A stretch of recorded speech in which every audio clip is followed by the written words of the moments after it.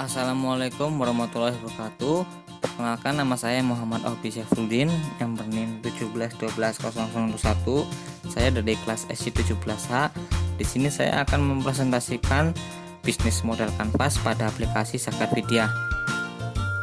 Bisnis model kanvas atau BMC adalah kerangka kerja yang digunakan untuk mendefinisikan model bisnis startup.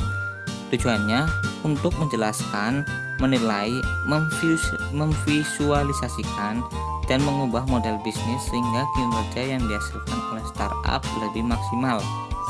Revenue stream merupakan bagian yang paling vital di mana organisasi atau perusahaan memperoleh pendapatan dari pelanggan. Elemen ini harus dikelola semaksimal mungkin untuk meningkatkan pendapatan bisnis. Keywordnya yaitu get money. Dapat digali dari pertanyaan revenue stream, yaitu bagaimana produk atau perusahaan menghasilkan uang. Hasil analisanya yaitu agar aplikasi Zakat Vidya tersebut dapat menghasilkan uang, maka kita bisa melakukan beberapa cara, yaitu memasukkan aplikasi tersebut ke Play Store. Dengan memasukkan aplikasi tersebut ke Play Store, maka memungkinkan banyak orang yang mendownload aplikasi tersebut.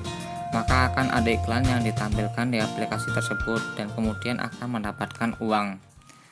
Kemudian key resources berisikan daftar sumber daya yang sebaiknya direncanakan dan memiliki perusahaan untuk mewujudkan value proposition mereka. Semua jenis sumber daya mulai dari pengelolaan bahan baku, penataan sumber daya manusia, dan penataan proses operasional menjadi perhatian dalam membuat model bisnis. Keywordnya yaitu SDM dan sumber daya alat. Dapat digali pertanyaan dari key resources, yaitu sumber daya apa saja yang diperlukan agar perusahaan bisa berjalan. Dari hasil analisanya yaitu sumber daya manusia, yaitu ada programmer dibutuhkan untuk pembuatan program aplikasi Zakat Vidya. Kedua, developer dibutuhkan untuk mendesain, mengimplementasikan serta mengembangkan aplikasi Zakat Vidya. Kemudian dari sumber daya alat yang diperlukan yaitu ada aplikasi Zakat Vidya, karena hal ini penting karena aplikasi ini adalah produk yang akan diluncurkan untuk membantu masalah customer. Kedua ada laptop atau komputer digunakan untuk pembuatan aplikasi Zakat Vidya dan proses perbaikan aplikasi jika terdapat masalah pada aplikasi tersebut. Ketiga ada connection internet diperlukan sebagai sarana pendukung dalam pembuatan aplikasi Zakat Vidya maupun akses aplikasi Zakat Vidya. Key activities adalah semua aktivitas yang berhubungan dengan produktivitas bisnis yang berkaitan dengan sebuah produk, di mana kegiatan utamanya adalah menghasilkan proposisi nilai. Keywordnya adalah operation prosedur. Dapat digali pertanyaan dari key activities, aktivitas apa saja yang dilakukan oleh key resources. Hasil analisanya, aktivitas kunci yang dilakukan yaitu 1. Pembuatan aplikasi Zakat Vidya untuk membantu masyarakat dalam hal pembayaran vidya. 2. Sosialisasi kepada masyarakat untuk dapat menggunakan aplikasi Zakat Vidya untuk memudahkan mereka membayar vidya.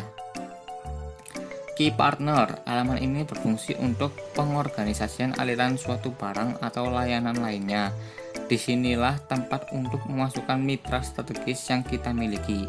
Dalam konteks bisnis, mitra bisa berupa supplier, vendor, agensi, dan sejenisnya.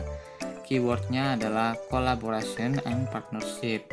Dapat digali pertanyaan dari key partner, yaitu siapa rekanan yang dapat mendongkrak kinerja perusahaan. Dari hasil analisanya, rekanan atau partner yang dibutuhkan pada Zakat Vidya dapat dibedakan menjadi 2 mitra, yaitu 1 perusahaan, baik di perusahaan semu yang berperan dalam kegiatan melakukan pengumpulan dan pengelolaan dan Zakat Vidya. Alfamart dan Indomaret merupakan perusahaan yang dapat digunakan untuk membantu proses transaksi atau transfer. OVO dapat digunakan untuk memaksimalkan kanal digital yang digunakan sebagai saluran penghimpunan dana Zakat Vidya. Kupai dapat digunakan untuk melakukan transaksi yang dapat berisikan barcode untuk pembayaran e-money. Stasiun TV dan stasiun radio juga dibutuhkan untuk menjadi mitra dalam penyaluran zakat fidyah karena dibutuhkan untuk menginformasikan tentang zakat fidyah. 2. Individu influencer yang berperan membantu mengkomunikasikan terkait dana zakat fidyah yang disalurkan. Konsultan di sini dapat berperan sebagai untuk melakukan komunikasi dengan para lembaga zakat mengenai bagaimana zakat fidyah tersebut disalurkan ke orang-orang yang membutuhkan. Cost structure. Pada bagian terakhir ini, kita harus menentukan biaya apa saja yang dibutuhkan untuk menjalankan keseluruhan aktivitas bisnis. Keywordnya adalah spending money. Dapat dikali pertanyaan dari cost structure, yaitu biaya apa saja yang dikeluarkan untuk menjalankan bisnis. Dari asal analisanya, dalam pembuatan aplikasi zakat fidyah menjelaskan tentang struktur biaya dapat dibagi menjadi dua bagian, yaitu biaya tetap.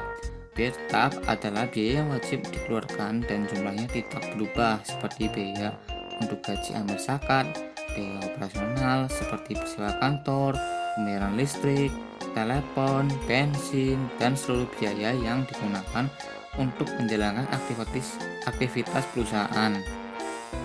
2. Biaya variabel, yaitu biaya yang dikeluarkan bervariasi tergantung dari jumlah produksi barang dan jasa.